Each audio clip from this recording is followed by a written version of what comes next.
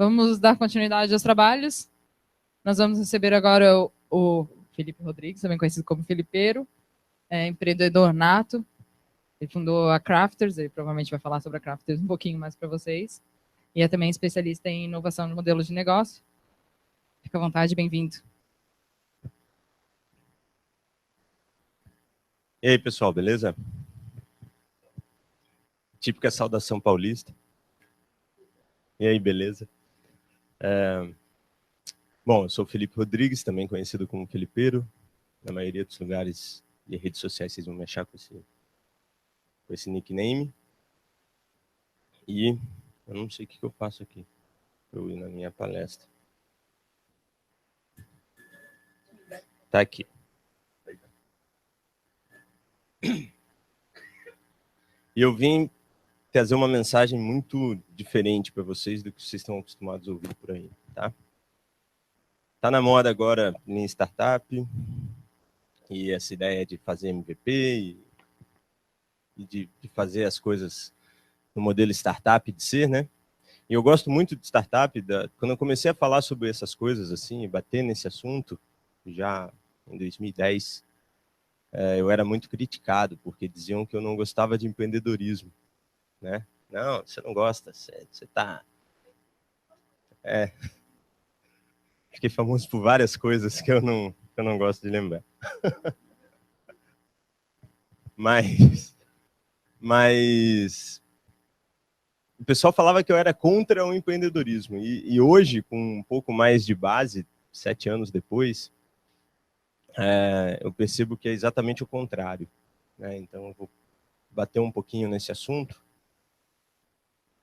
Principalmente quando a gente fala de que tem que fazer um mínimo produto viável para a gente começar um negócio. Tá? A Crafters é uma empresa que tem 7 anos de vida. É uma empresa que faz MVP pra caramba, certo? A gente já fez vários MVPs, sei lá, mais de 60, 70 MVPs. Normalmente os clientes chegam já com a ideia de quero fazer um MVP.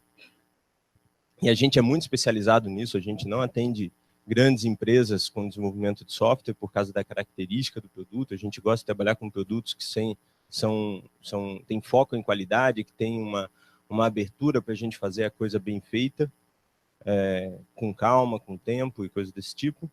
Mas o pessoal chega para a gente querendo um MVP e a gente tenta a todo custo não vender um MVP e falar, cara, não faça isso. E de onde que veio isso daí? Por que a gente fala isso? Porque desses 60, 70 MVPs, todos eles foram viáveis tecnologicamente, mas nenhum deles, ou melhor, nenhum deles é muito forte. Pouquíssimos deles tiveram sucesso real no mercado. Bem poucos. 60, 70. Oi. Do 60.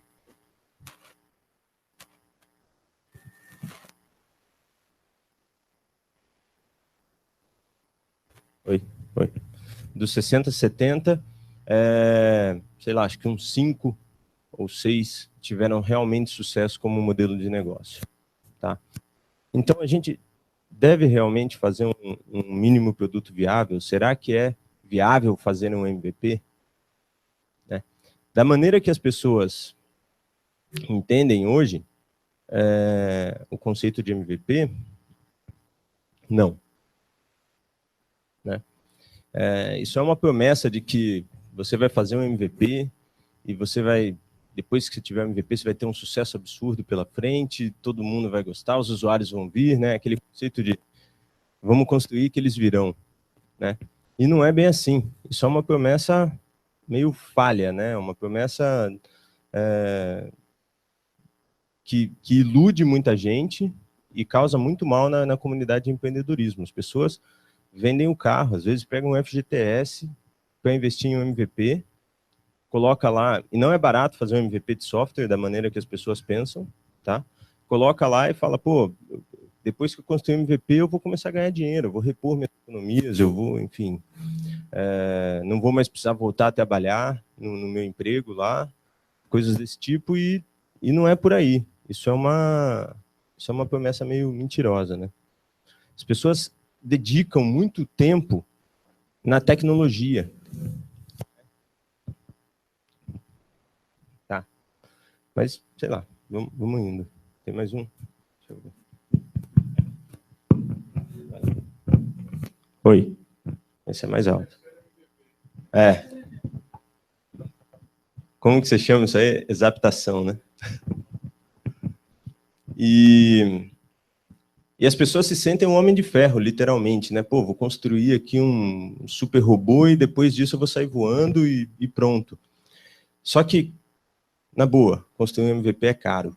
Ou você vai perder muitas noites de sono e vai dedicar muita energia em construir um MVP, ou você vai ter que contratar um desenvolvedor, ou você vai ter que contratar uma empresa de desenvolvimento, tá? Qualquer uma dessas opções custa caro, não é barato. Você não vai fazer isso com R$1.000. Você vai gastar 10 mil, 20 mil, 30 mil reais. Tá? Isso nas opções mais baratas. Os clientes que chegam para a gente, às vezes, chegam com MVPs de 100 mil reais. Falam, não, preciso de um MVP assim, assim, assim. Você vai tentar orçar o negócio, você fala, cara, vai dar 100 mil reais isso daí. E esse é o MVP do cara. Quer dizer, ele está dizendo realmente que não tem nenhuma outra maneira de testar o seu próprio negócio a não ser com um produto de 100 mil reais. Soa meio esquisito isso, né? Então, se vocês querem começar um negócio pensando em construir um MVP, provavelmente vocês vão esbarrar nessa questão financeira. Pô, construir um MVP não é barato.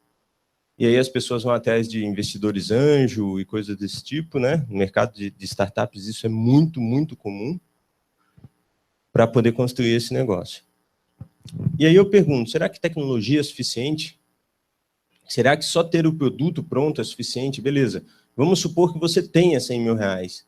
E você fala, cara, vou investir os 100 mil reais e beleza. Não vai fazer falta para mim, é dinheiro de pinga isso aí. Tá bom. Você investiu, fez um MVP. E aí? É suficiente? Quer dizer que o seu negócio vai dar certo? Tá? De novo, se a gente pegar a amostragem só da Crafters, das 60, 70 MVPs que a gente fez, 5 deram certo. Todos eles eram viáveis tecnicamente, tecnologicamente, eram bons produtos, 5 deram certo. Tá? O que mais deu certo aqui no Brasil é o Love Mondays, vocês devem conhecer. Ele foi um MVP nosso. Só que antes dele fazer o MVP com a gente, o Love Mondays tinha um site no Wix que pretendia fazer, né, simulava fazer a mesma coisa que faz hoje. Só que era um site no Wix, que o próprio David fez, que é o fundador, o CEO, ele fez no Wix e tal, e vendia essa ideia para os investidores, vendia essa ideia para as empresas, e era tudo manual, não tinha nada, ele simplesmente pegou o Wix, aquele negócio que todo designer odeia, e falou, cara, aqui eu vou começar a minha empresa. Depois disso, ele foi aprovado num programa de aceleração, que era o Startup Brasil, tá? E aí que ele contratou a Crafters para fazer o MVP dele.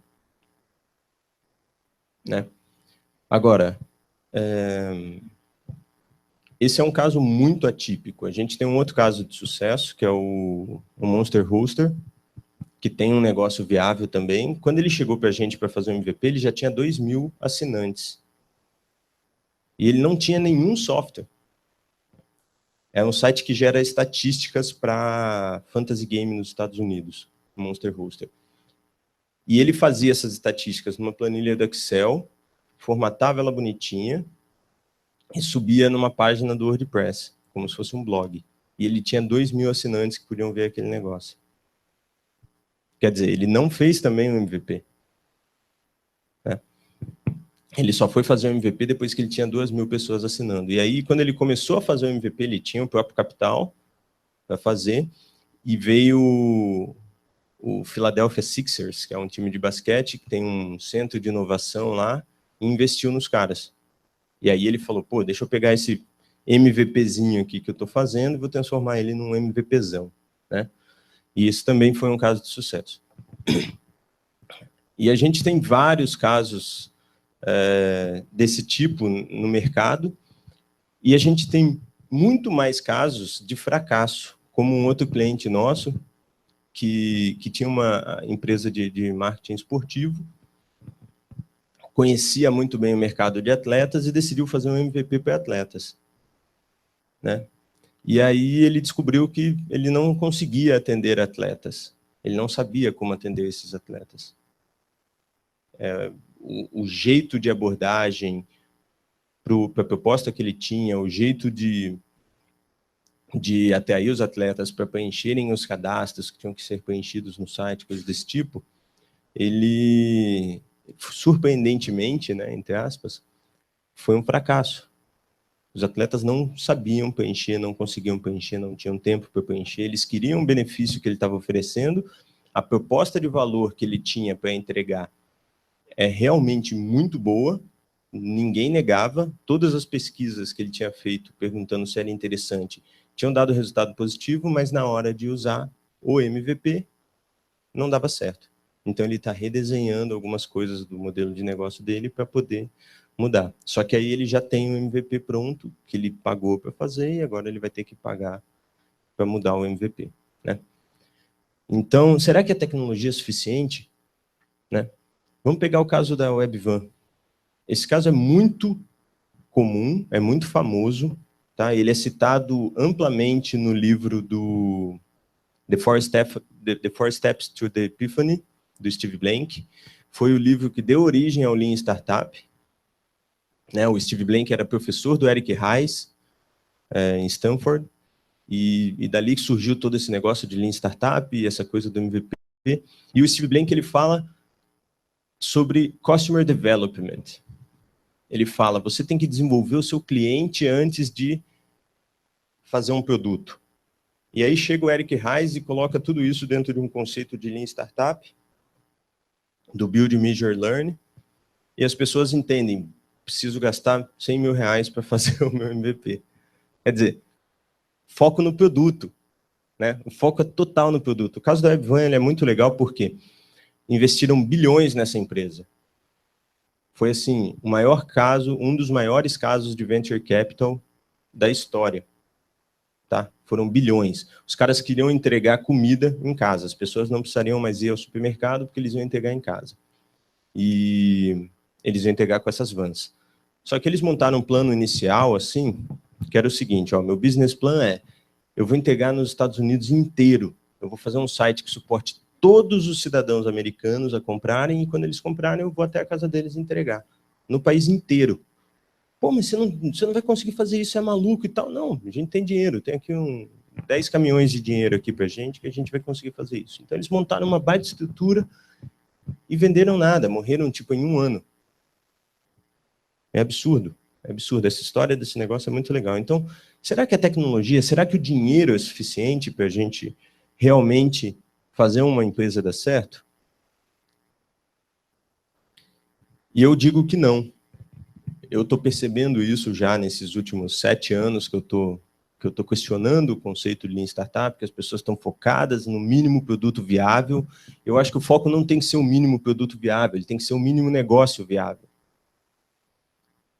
O que é o mínimo negócio viável? Ontem eu dei uma palestra aqui, teve uma pergunta, depois que acabou a palestra, veio um cara conversar comigo e ele me perguntou o seguinte, olha, a gente está com uma ideia aqui na empresa que eu trabalho de fazer um bot para que as pessoas que têm smartphone muito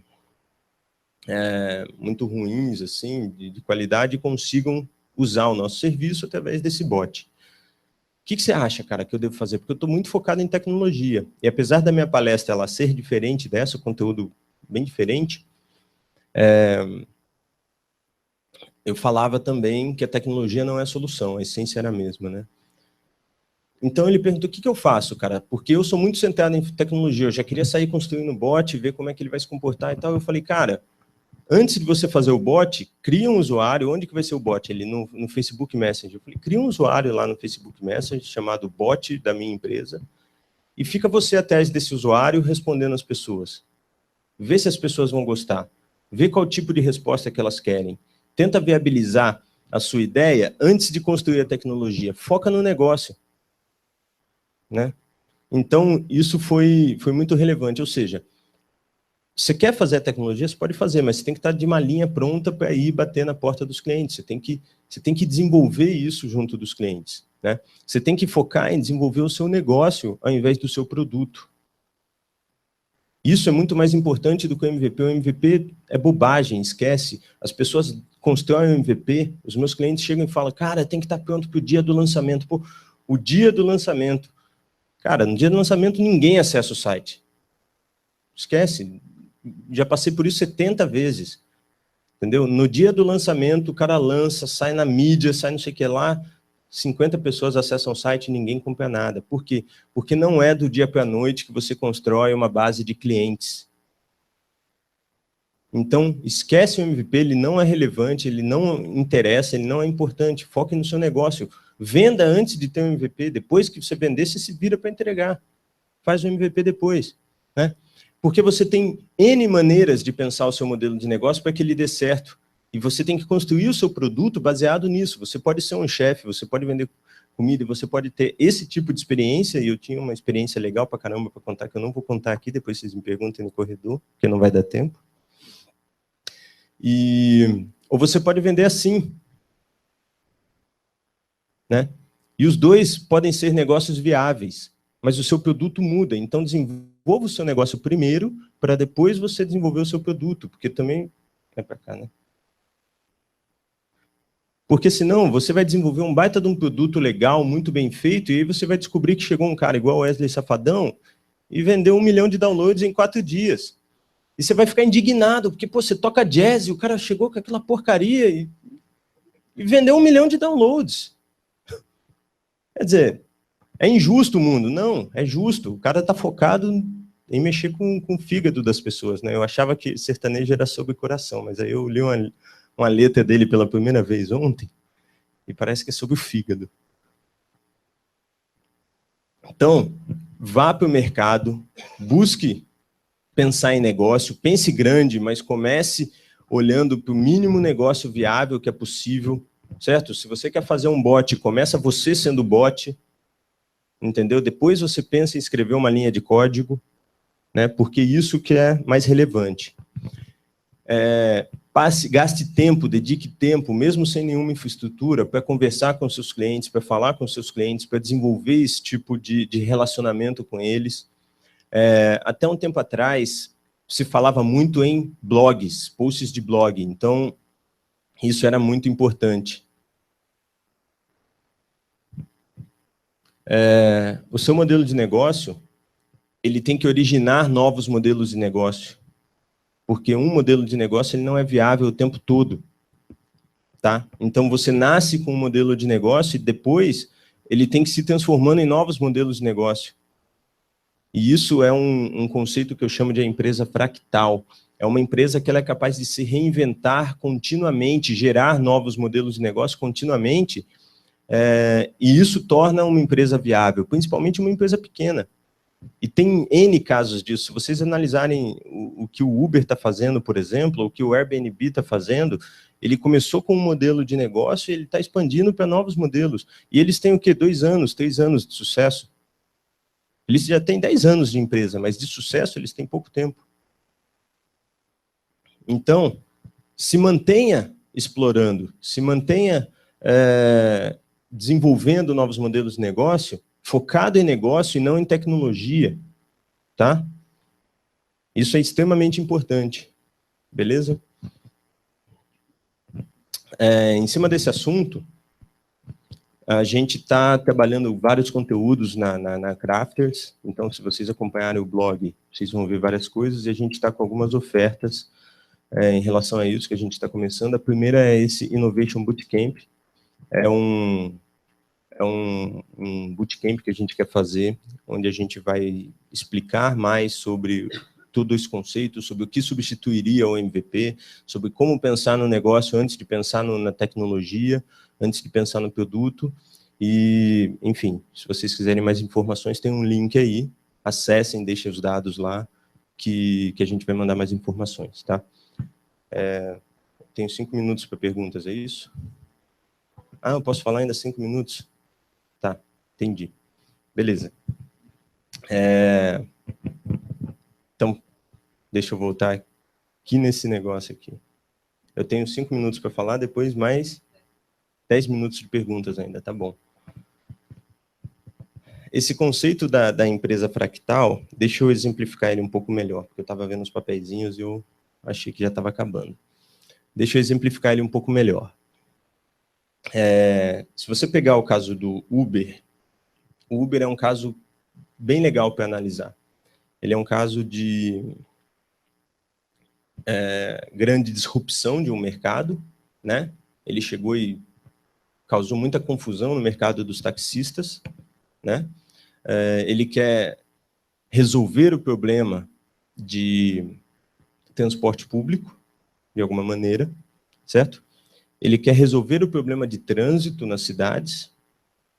Ele é um modelo completamente disruptivo e ele quase que originou, junto com o Airbnb e com algumas outras empresas, um modelo de economia compartilhada, onde você não é mais dono de uma propriedade, de um bem. Você não precisa mais ter carro, né? Você vai ter um carro, uma pessoa vai ter um carro e vai compartilhar aquele carro com várias outras pessoas, financeiramente falando, e isso é um modelo de economia compartilhada. Isso é muito interessante, né? Então, é um caso muito legal de sucesso. Mas por que o Uber é uma empresa fractal?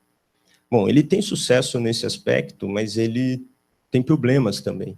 Não é difícil fazer, não é fácil fazer esse tipo de disrupção, é muito difícil. Ele começou com uma qualidade lá em cima, com alto capital de investimento, onde algumas pessoas dizem que eles estavam comprando o mercado, né? E você compra o mercado fazendo dumping de preço. Então, a corrida do Uber custava R$4, enquanto a de um táxi custava 25, né? E aí todo mundo quer Uber, né? Só que as pessoas querem, por quê? Porque está barato. Aí você entra no carro, você descobre que tem o cara lá com uma água, que o cara vai te atender em todas as suas necessidades. Você está com calor, você precisa que eu feche o vidro, que eu abra o vidro, você quer que eu chegue o banco para frente, coisas que os taxistas não querem nem saber, né? E ele virou um sucesso. E aí, com o sucesso, o modelo de negócio deles foi decaindo, certo? Então, o Uber hoje está em decadência em relação ao modelo de negócio deles.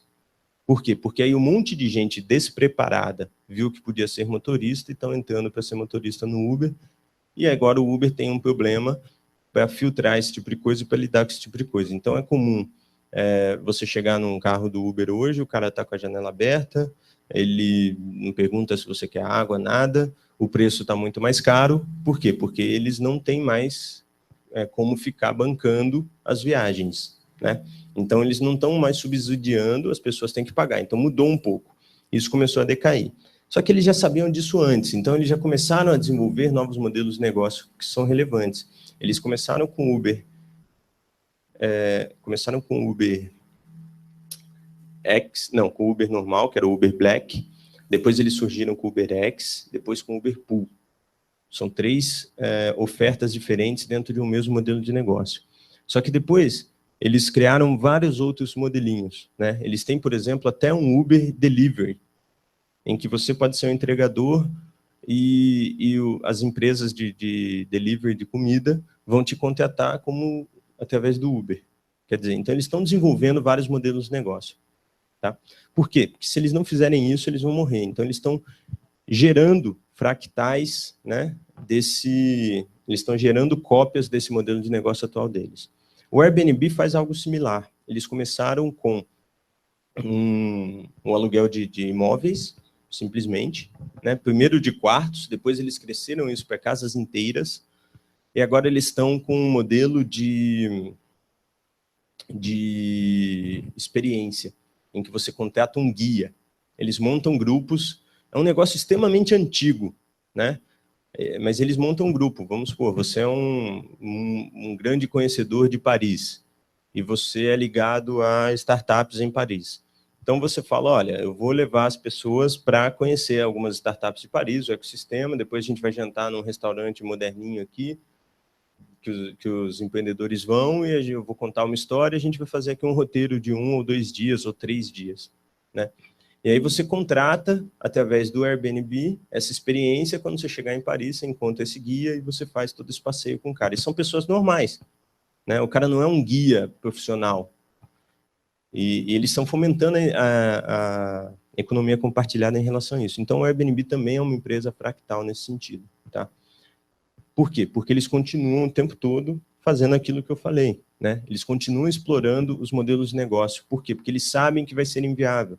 Quando eles lançaram o Airbnb, os hotéis começaram a correr atrás de reserva. Então, você tem hoje o Booking.com, que é muito bom, e eu, particularmente, quando eu vou viajar, eu procuro nos dois. Deixa eu ver se tem um hotel, deixa eu ver se tem um Airbnb. Quer dizer, eles abriram os olhos dos outros e criaram concorrência. Então, só que agora eles já estão partindo para um outro negócio em que eles são líderes, estão correndo sozinhos. Certo? Beleza, acho que agora foi, né? E...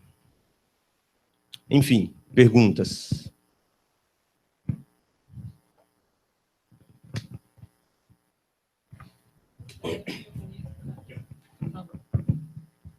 Ô, Felipe, primeiro, assim, eu concordo plenamente com tudo que tu falou aí em relação a, primeiro, né, tem que olhar para o negócio e depois o produto.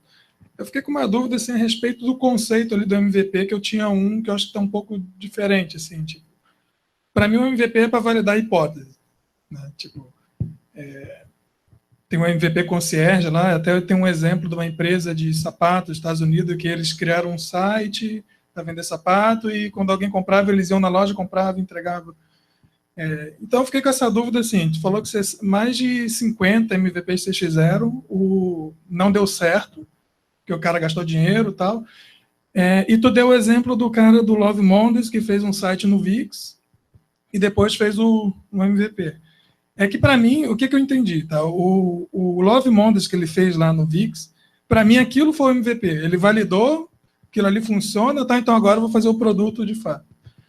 A minha pergunta é, o pessoal que foi fazer esses MVPs que não funcionaram, eles já tinham validado antes as hipóteses, ou eles foram criar um produto de 100 mil reais para ver se funcionava? Entendeu? Muitos não tinham validado. Sobre essa definição do MVP, você tem razão. Quando você entende o livro do Lean Startup, você tem que falar do MVP para validar uma hipótese. O problema é qual é a granularidade dessa hipótese é que não fica tão claro.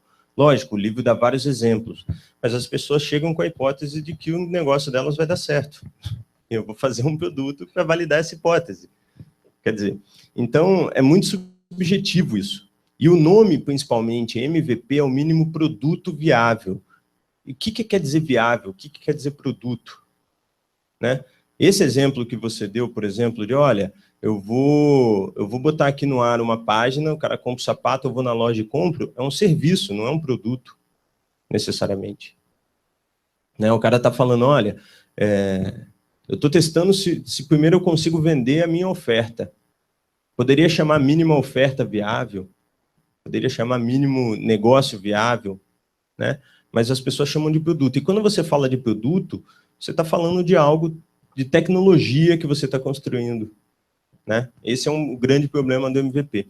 Além disso,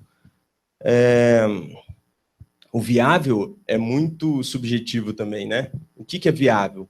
Tem muita gente que se acha o Steve Jobs, cara. E fala, não, para mim viável tem que ser perfeito, porque se tiver um bugzinho aqui, as pessoas vão achar que a minha empresa é uma porcaria. Cara, você não é o Steve Jobs, você não tem o dinheiro do Steve Jobs. Para. Entendeu? Ah, pô, mas o Facebook faz. Cara, mas o Facebook tem 200 caminhões de dinheiro lá para fazer isso. Então, esquece. Esse é o grande problema do MVP. O conceito todo do Lean Startup, ele não é ruim, mas a maneira com que ele chegou no mercado, ele é muito ruim. As pessoas chegam falando, eu tenho várias hipóteses que eu quero validar com o MVP. Cara, valida uma de cada vez. Reduz o lote. Né? A gente vem falando de Lean, de Kanban, de TOC, o tamanho do lote importa. Então, reduz o lote do que você vai fazer. Então, esse é o grande problema. As pessoas chegam com o MVP com um lote muito grande para validar. É um problema conceitual. Mais alguém? Na verdade, não é nenhuma pergunta, é uma colocação que eu estava lendo essa semana na revista Exame sobre um casal em que ela é economista e ele é programador. E eles moravam lá na Argentina e lá eles viviam muito sobre cupons. Então, eles compravam cupom para ir em restaurante, parque aquático, etc. E quando eles vieram para o Brasil, eles viram que aquilo ali eles tinham muita dificuldade em encontrar cupom. E aí eles criaram a cuponeria, que é cuponeria.com.br, alguma coisa assim. E eles foram de porta em porta, né? Eles tinham pouco capital, então eles foram de porta em porta, de mercado, oferecendo, né, o trabalho deles e se apresentando como uma grande empresa, e eles começaram a ter clientes. Então, hoje eles têm o site, onde eles atendem praticamente o Rio de Janeiro, São Paulo, Espírito Santo, por aí, e estão querendo expandir para todo o Brasil essa startup deles. Então, achei interessante fazer essa colocação de um que deu certo, né? Sim, eles construíram o site antes de bater de porta em porta ou não? Não, primeiro eles bateram de porta em porta para consultar o mercado, né? Ver se tinha, se ia ser adepto o pessoal, e hoje eles praticamente dominaram isso. Tipo, o Pão de Açúcar, por exemplo, eles têm bastante cupom para produtos de limpeza, alimento, etc., e restaurantes. Se vocês puderem dar uma olhadinha no site deles, é bem interessante, porque eles estão começando a expandir agora para todo o Brasil. Perfeito, perfeito. É legal, eles focaram no negócio primeiro, né? É um caso bacana, assim. Tem que ficar atento ao seguinte, às vezes você bate de porta em porta, foca no seu negócio, mas você oferece de graça um serviço, aí todo mundo compra. E aí, num determinado momento, você quer vender aquilo e as pessoas param de comprar, porque de graça é uma coisa, vender é outra. Então tem que tomar cuidado com isso. Outra coisa que tem que tomar cuidado é que seu modelo de negócio inicial, ele pode não ser escalável. E é muito difícil de saber isso antes. Não acho nem que tem que se preocupar com isso antes. Você tem que ir pensando nisso ao longo da jornada e continuar evoluindo o seu modelo de negócio o tempo todo, né? Porque, beleza, eu consigo fazer um modelo de negócio aqui no Espírito Santo de repente, mas se eu quiser falar de Brasil, tem algumas barreiras que se tornam inviáveis. Vou dar um exemplo. Teve uma startup aqui de Florianópolis, que eu não lembro o nome, era alguma coisa de cerveja, o cara fez um baita de um vídeo falando, nova regra de impostos, ou a regra de impostos do Brasil vai fazer a minha startup fechar porque eu tenho que ficar lidando com as notas fiscais aqui manualmente. Cara, que pena, entendeu? Né? Você tem que adaptar o seu modelo de negócio.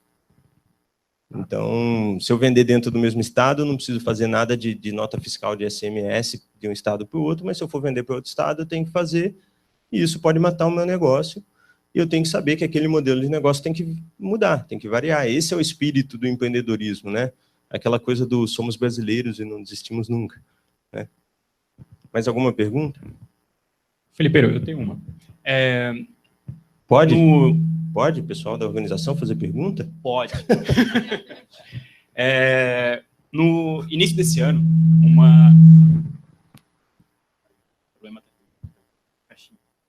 No início desse ano, a Lily Drones, ela decretou falência. Uma startup que não começou, né? A Lily vendeu seus drones, pré-vendeu seus drones a $500. Uma ideia muito legal. Você jogava o drone para cima e ele saía te seguindo, né? Ia correr, o drone ia te seguindo e ia te filmando, por exemplo. Eles arrecadaram $34 milhões e não conseguiram fazer o produto deles funcionar. E aí, faliram a empresa. Ou seja, $34 milhões não foram suficientes para eles fazerem um MVP, que eles começaram a vender antes.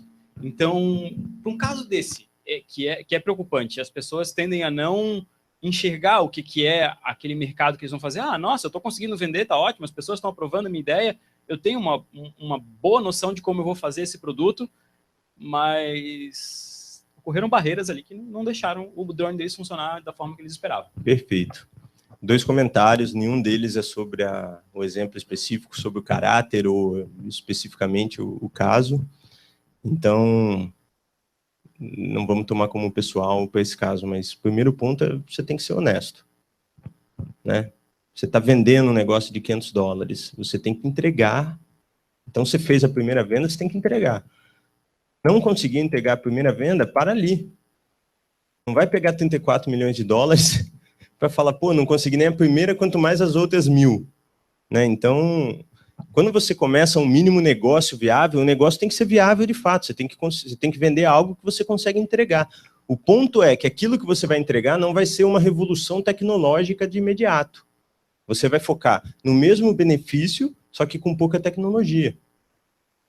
Né? Vamos supor que você quer levar uma pessoa de um lado para o outro. Ó, vou tirar você daqui e vou te levar para lá. A nossa ideia é que eu faça isso com teletransporte, mas eu vou começar com um ônibus mesmo. Você quer comprar? Você entendeu? E aí você fala, beleza, não, as pessoas compram, transporte de ônibus, as pessoas compram. Fala, ah, não, tá bom, eu vou comprar. E você começa com aquilo, mas o seu negócio, na sua cabeça, é ser uma empresa de teletransporte. Só que primeiro você está conhecendo como as pessoas gostam de ser transportadas, como é que as pessoas fazem, etc. e tal. Isso, se vocês olharem, eu falei ônibus, foi um péssimo exemplo. Se vocês olharem para as empresas aéreas, normalmente é assim, as pessoas começam bem pequeno, com um aviãozinho lá, que ela vai levando ela mesma, ou o cunhado, né, pilotando avião e tal. E depois os caras se transformam numa grande empresa. Tá? Então,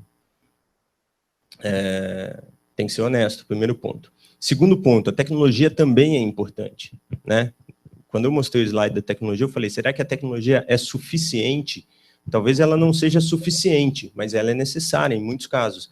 Se o seu modelo de negócio depende de uma tecnologia específica, você tem que, no mínimo, saber se você vai conseguir entregar. Então, dentro do pensamento de modelo de negócio viável, né, de começar com um negócio viável eu vou conseguir entregar o que eu estou prometendo ou não?